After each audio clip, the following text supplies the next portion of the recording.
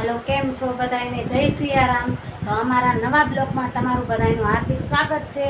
तो आजनो ब्लॉग आपणे अहीं चालू करी दीधो छे अने आजे थोड़ुं घणुं काम छे अने जनक तो गई राते ई वाड़ीए वया गया था पण क्यारे आव्या क्यारे नहीं कांई खबर नहोती मने।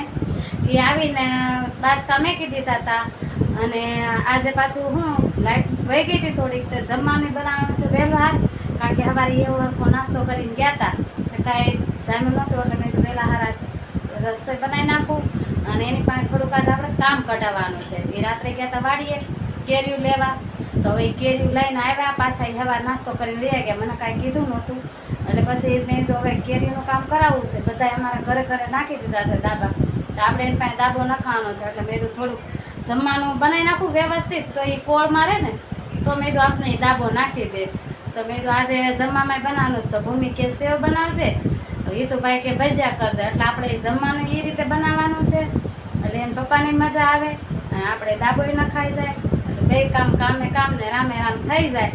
હાલો મિત્રો તો જમવા તો ઓલી રૂમમાં તો હું છે ઉનાળાના સમયમાં પતરા તપી જાય હેઠે બધું તપી જાય તો હવે જમવાનું અમે આ રૂમમાં રાખીએ છીએ। આરામ બારામ કરવો હોય બપોરે તો આ રૂમમાં વહી આવીએ છીએ અને જમવામાં આજે જલપાઈ બનાવ્યું છે એટલે આપણે તો પેટ ભરીને ત્રણે ટાઈમ જમતા જ હોય પણ આજ થોડુંક વધારે જ ખવાઈ જશે। ભજીયા બનાવ્યા છે, સેવ બનાવી છે, બટેટાનું શાક છે, રોટલી છે, છાશ છે, આવું બધું છે એટલે આજે આપણે પેટ ભરીને જમવાનું છે। બરાબર ને દીદી? હાલો તો બધાને જય સિયારામ। તો હાલો બધા જમવા જો અમે જમવા બેઠા છીએ। આજ મેં તો ભજીયા ખાવાનું મન થઈ ગયું હતું તો મેં તો બનાવી નાખું। ગરમી એટલી પડે છે તડકો બહુ પડે છે તો એ રૂમમાં કાંઈ ટકી ન હોય કાંઈ એટલે આ રૂમમાં લેવું પડે મારે અહીંથી અહીં થોડી કરવી પડે। તો હાલો બધા જમવા તો આજે જમવાનું બધું સરસ છે બધું મસ્તીનું એટલે જનકને તો ઉપડી જાય એને જોવે એવું મળી જાય છે। તો હાલો તમે બધાય જમવા। અમારા ભૂમિબેન આવું બધું મિષ્ટાન લઈએ ને તો એ ન ભાવે એને જો આવી રીતે સોળી દેવું પડે તો જો તો હવે છે ને હું જનકને બોલાવવા જાઉં છું એ ગયા છે ઓલી રૂમમાં તો મેં તો હું એને બોલાવી આવું દાબો નખાઈ દઈએ એની પાસે। હાલો ને હવે દાબો નાખવો છે તો થોડીક મહેનત કરાવો જો એનું રીઝન શું આવે છે એ જો કેવા આરામ કરે છે। મેં બધું કમ્પ્લીટ કરી દીધું છે ખાલી થોડીક મહેનત કરાવો મને થોડુંક બધું કરી દીધું ગોદડું બોદડું બધું વ્યવસ્થિત પાથરી દીધું છે તો તમે મને ખાલી તમારે કઈ રીતે ગોઠવવી કેમ નહીં પછી તમે એમ કહો જલપાઈ આમ ગોઠવ્યું એટલે તમે હાલો ને થોડીક બધું કમ્પ્લીટ કરી દીધું છે તમે હાલો ઘડીક એટલે મને દાબો કરાવો ગોઠવાવો નકર હું પાસે ગોઠવીને તો તમને ફિટ નહીં પડે એટલે હાલો આવો છો હાલો તો હવે હાલો કાંઈ કા હાલો હાલો હવે જો આ કળે કામ ચડી ગયું હા એ પણ કેરી પાકે એટલે ખાવાની જ હોય કેરી કોને ખાવાની હોય બળ પડ્યું છે ને બળ પડે છે કેરી ખાવા તમને ખબર છે હું જો કેરી ઉતારવા ગઈ હતી મને નહીં બળ પડ્યું હોય હવે લઈને આવીશું એને આ બધું કમ્પ્લીટ કરી દીધું છે ગોદડું પાથરી દીધું છે જો હા સવાર મેં ખોલ નાખી હતી પછી કોથળીમાં તો બફાઈ જાય એટલે મેં કોથળીમાંથી કાઢીને આમાં પેક કરી નાખી હતી ગોદડામાં તો આ છે અમારે ઘરની કેરી જુઓ હવે છે ને આ બધું એ ફિનિશિંગ વાળું કામકાજ છે એને આપણે આવી રીતે કરીએ ને એટલે આમ ન હોય એમ કે દાબો ફિનિશિંગ કરીને ગોઠવવાની હોય એટલે હવે તો એ જો હવે હાથમાં હાલો મિત્રો આપણે દાબો નાખીએ છીએ અને કેરીઓને અત્યારે હું આપણે દાબો નાખી દઈએ તો 5-6 દિવસ થાય એટલે ખવાઈ એવી થઈ જાય। ઘરની પોતાની કેસર કેરી છે બગીચાની રાત્રે ગયો તો અને લઈ આવ્યો છું। તો મિત્રો અમે તો કેરી ખાવાના પણ કેરી છે મોંઘી કારણ કે જેટલી આવતી હતી ને એટલી આવી નથી અને માર્કેટમાં કેરી અત્યારે માર્કેટમાં બહુ ભાવ છે આનો પણ અમારે જે આવતી ને અમે જે બગીચા દેતા ને એ ઓણ કાંઈ દેવાના નથી અને ખાવા પૂરતી આવી છે। અમે દર વખતે બગીચા દઈ દઈએ છીએ પણ આ વખતે બગીચા કાંઈ દેવાના નથી કારણ કે એ પ્રમાણની કેરી નહોતી આંબા કોળે ચડી ગયા હતા એટલે કાંઈ કેરીનો ફાલ આવ્યો નથી અને ઝીણી ઝીણી થઈ હતી પણ વાવાઝોડું આવી ગયું હતું પવન ઉડ્યો હતો ને એમાં બધું ખરી ગયું હતું એટલે આખરે જેવી અમારા માને એવી કેરી આવે ને એવી કેરી આવી નથી. હવે આપણે ઘરની પાછળ વાડો છે ને એમાં આવ્યા છીએ. એમાં મારે ભાઈની 2 છોકરીઓ અને અમારી ભૂમિ એ વાડામાં રમે છે. હું રમે છે દેખાડતી નહોતી અત્યારે લગી, બધા ક્યાંય ગયું છે, પણ હવે એ છે વાડામાં. તો અમારે ભૂમિબેન જો આવી રીતે કંઈક રમે છે. શું કરશો બેન? હે શું કરશો એમ? એ શું છે હાથમાં? કાકરો લીડ છે એ પેન્સિલની મૂકી દે. એ નથી ઓલા કાકરાની હા પછી લીડ કહેવાય એ પેન્સિલને. કોની છે એ? જીશુની. મૂકી દે, એને ખબર પડે. ધોવે આ જો તારું બધું વીખવા મળી. તમે બે બેન શું કરો છો? ઊભા થાવ કે તડકો લાગે છે? અહીં લઈ લે ત્યાંથી બધું. હા જલપા આપણે વાડામાં આવ્યા ને એ વાણો લઈ વાડામાં આવી. કેમ ન આવે? આવી નું અમે ત્યાં બેઠા હતા. હા તો હું બેહવા આવી. મેં લઈને બેસી આવું, એને સલાહ સૂચન થોડુંક દઈ આવું. શું સલાહ તારે દેવી છે? મેં એમ કીધું હતું કે વાળ દાઢી કરાવી આવો, આમ છે ને મોઢું કેવું થયું છે, તો વાળ દાઢી કરાવવા નથી જતા. નહીં તો જૂન તો હજી 15 દિવસ વધારે ને જૂનાગઢમાં બેસી વાળ દાઢી કરાવી પડે એમ છે. કારણ કે હું તો પહેલેથી ભાઈ છે ને 20 દિવસ વાળ દાઢીના 20 દિવસ થાય ને પછી આપણે દાઢી કરીએ.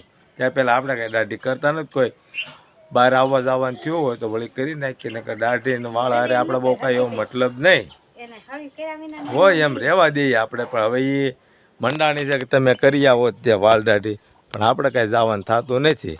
કાંક વ્યવસ્થિત હોય તો વાંધો ન આવે. વ્યવસ્થિત જ છે, એમાં શું વાંધો છે? અહીંથી ધોળી, અહીંથી કાળી, એમાં પાછી મહેંદી માથામાં નાખી તો એને કલર ફરી ગયો, એટલે હવે કરાવી પડે એમ છે. નથી સારું લાગે. બરાબર જ છે. વાળ દાઢી શું કરવાની હોય ખોટી? આ વાડામાં ઘણા સમય પછી પાછો હું વાડામાં આવ્યો. નકર આપણે કંઈ વાડામાં કાંઈ કામ હોય ને એટલે આપણે આવીએ ને ધોવીને દીશુની અહીંયા શું છે, આમ તડકો હોય રૂમમાં આગળથી તડકો આવે, ત્યાં વાડામાં અમારે સાંયે હોય, સાંયે રમવા વહી આવે. તમે કીધું ગયા ક્યાં? મેં આ દેકારો હસોડો રૂમમાં થતો નથી. અમારા ભાભી છે ને અત્યારમાં એ 3 કેરી ઉલાળી અને વહી આવ્યા. જો ભાગ્યા. હું તમને કેરીના સારડા બતાવું. આવી રીતે સોરાય દાબામાં જ કાઢે અને જો આવી રીતે ખાઈ લીધી છે. અને કેટલા ગોઠલા છે? આ 3 ગોઠલા બતાય છે. છોકરીઓ બહાર હુચ્ચી ને વાડામાં હતી, એને પરબાર દાબામાં જ કાઢી અને ખાઈ લીધી છે. વાસણ આમ મૂકી દીધા છે, કોઈને બતાય નહીં ને એમ. દાબો હરખો પાક્યો નથી ને અસકસરી લઈ લઈને ખાવા માંડ્યા છે. ઓલો પાકે તો વ્યવસ્થિત મજા આવે ખાવાની, પછી આ એવી હરખી પાકે તો એવી ખાવા માંડ્યા છે. તોય ખાઈ લીધી. હા કેરી હટ દાબાની ઘરની રહી એટલે જીવ નહીં રહે. દાબો ઘરે હોય એટલે જીવ તો રહે. અમે દાબો નાખ્યો, હજી અમે ખોલ્યો નથી. મારા ભાભીને એને છે ને પાકી ગઈ, કાશી પાકી. એ છે ને ઉપાડી જાય, ટકે 2 કિલો ખાઈશ. સવારમાં 2 કિલો ખાઈ જાય, પછી બપોરે તો વધારે મજા આવે 3 કિલો વહી જાય. સાંજે પાછી 1 જ કિલો ખાય, કારણ કે સાંજે બહુ ઓછી ખાય. 15 દિવસ હમણાં શરીર એનું થોડુંક નરવું રહે, કારણ કે ખાવાનું એટલું આવે ને લાલ ગઠોડિયા રેખા થઈ જાય.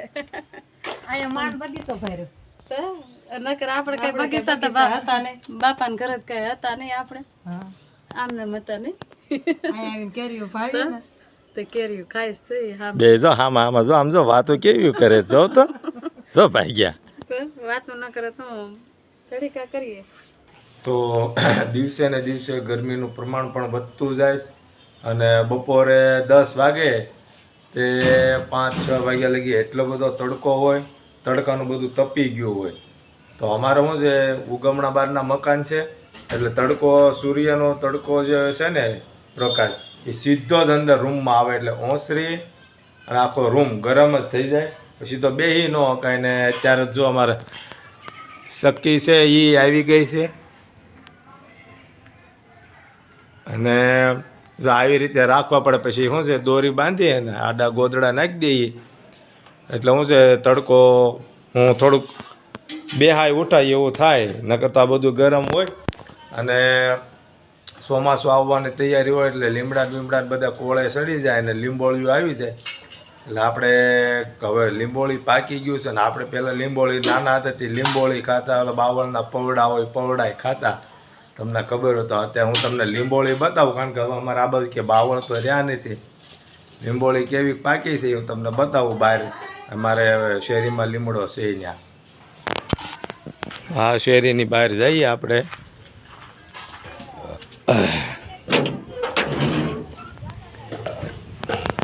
આ છે લીમડો જો એની કેવી પીળી લીંબોળીઓ આવી ગઈ ફૂલ પાકી ગયું છે નહીં અને હાલે તો ઉતાર તો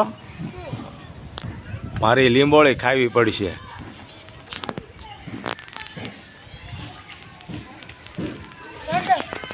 ના હું તોડું છું હો હવે ઓલી ખુશ છું